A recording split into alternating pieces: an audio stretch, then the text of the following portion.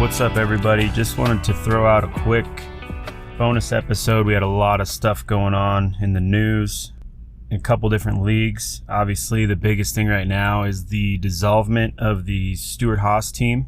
Started in 2009, several championship runs, came out with a pretty good statement. Statement Tony Stewart and Gene Haas came out with, co-owners of Stewart-Haas Racing, obviously. Says, we have made the difficult decision to close Stewart-Haas Racing at the conclusion of the 2024 season. It is a decision that did not come easily, nor was it made quickly. Racing is a labor-intensive, humbling sport. It requires unwavering commitment and vast resources with 365-day mindset to be better than everyone else. It's part of what makes success so rewarding, but the commitment needed to extract maximum performance while providing sustainability is incredibly demanding, and we've reached the point in our respective personal and business lives where it's time to pass the torch.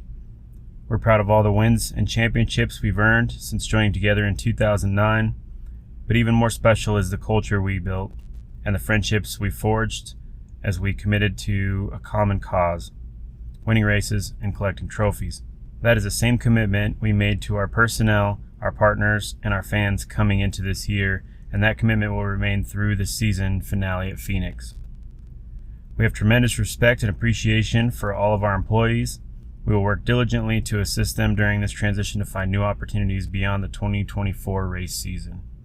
They did release another statement later on Twitter, continuing that we are still focused. It says, while our future has changed, we're still committed to delivering our typical content until the checkered flag drops in Phoenix. We're racing every week. We have partners to deliver to. We have drivers to elevate. We have fans still following.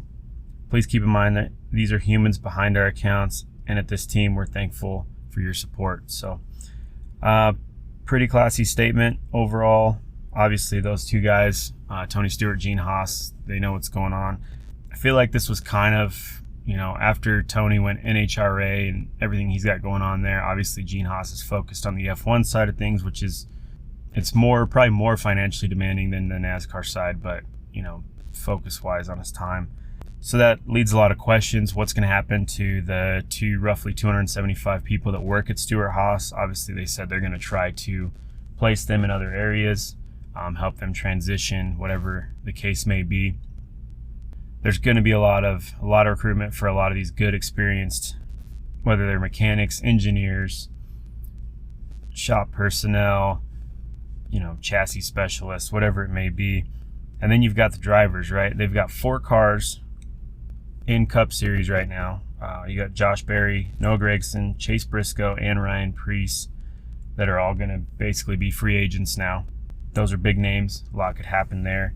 So we'll kind of see how all that plays out. Xfinity, they've still got a couple runs in Xfinity with Cole Custer and Riley Herbst. So obviously they would have been a grandfathered 4-charter team with the new charter agreements. That's not going to be the case now. So what happens to all the charters? Are they allowed to, is NASCAR going to allow 4 charters to be sold? Is it going to be 3 are sold? It sounds like for sure Front Row Motorsports is going to pick one of those up.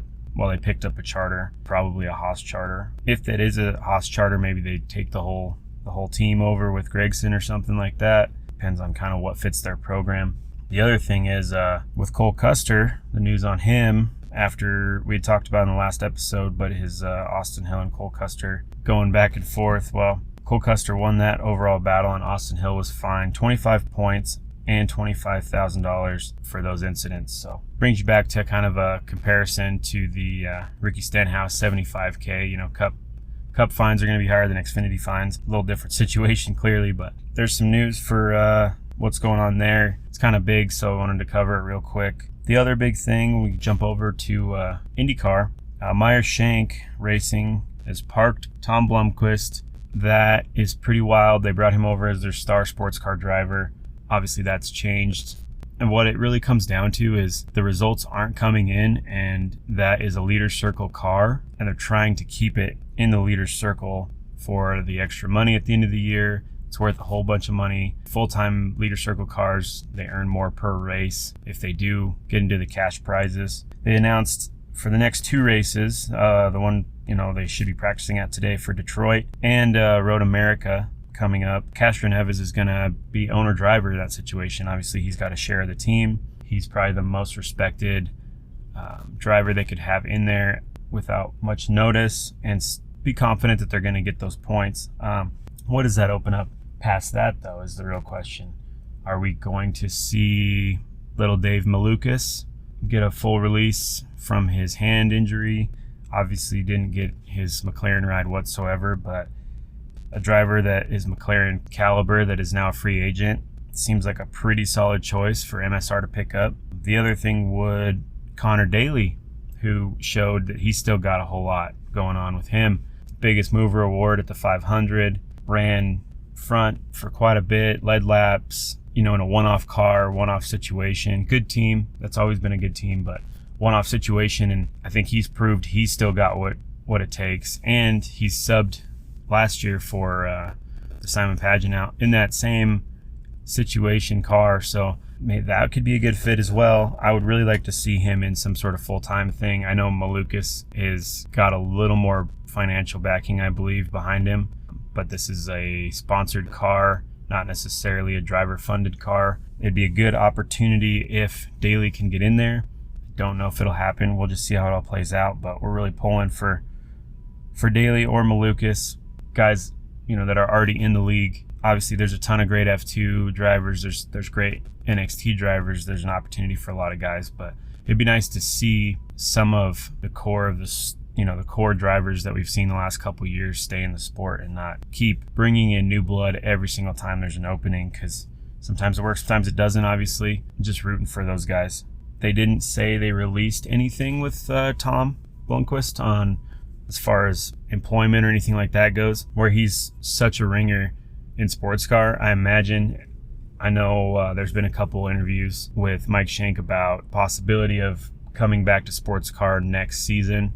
If that's the case, there's your in right there. He just goes back to sports car, like, hey, sorry, IndyCar didn't work out, but we're going to keep you employed and keep you going. So just a few things real quick I wanted to touch on. Not going to be much longer on any of that, but appreciate you tuning in, and we'll just see how these stories develop and get ready for another combined IndyCar and NASCAR race weekend. Xfinity, trucks, we got it all. So yeah, thanks for tuning in.